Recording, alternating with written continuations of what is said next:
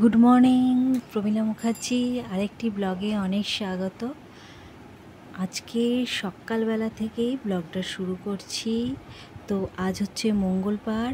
তো মঙ্গলবারের পুজো দিয়ে আমি এখন জানলার দিকে একটু বাইরে দেখছিলাম, যেমন রোজকার দেখি। তারপরেই সোজা রান্নাঘরে। আর আজ হবে পালং শাক আর ফুলকপির ঝোল। পালং শাকটা অল্পই করব, কারণ আমার ছেলে পালং শাক খুব একটা খায় না সেভাবে। তখন যথারীতি কাট করে নিচ্ছি, আর বেগুন ভাজা করব। আমি, হাজব্যান্ড এরাই খাওয়া হবে, মানে সবাই মিলে। এই হচ্ছে ব্যাপার। তো চলো রান্নাটা ঝটপট করে করে নিই।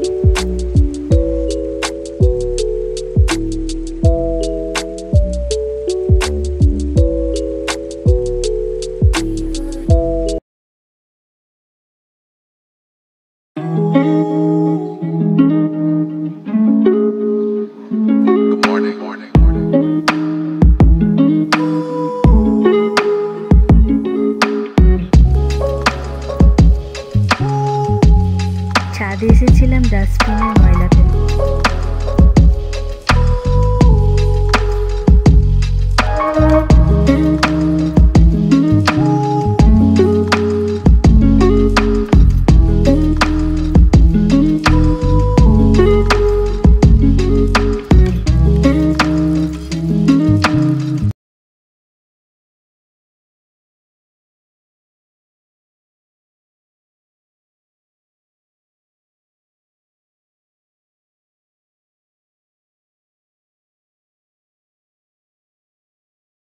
তো বন্ধুরা, এবার নিচে যাবো। রোজকার মতো ডাস্টবিনের জিনিসগুলো, ট্রেনের আওয়াজ, গাড়ির আওয়াজ, যত সব আওয়াজ এখানে।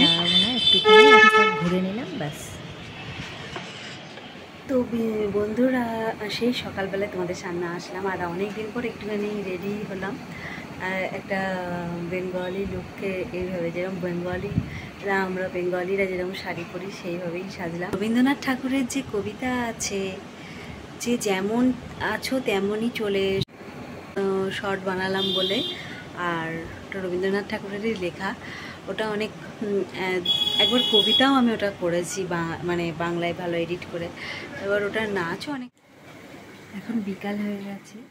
এই জামা কাপড়গুলো শুকিয়ে গেছে, হাজব্যান্ডের, ছেলের, আমার, সেগুলোই এখন পাট করে রাখছি।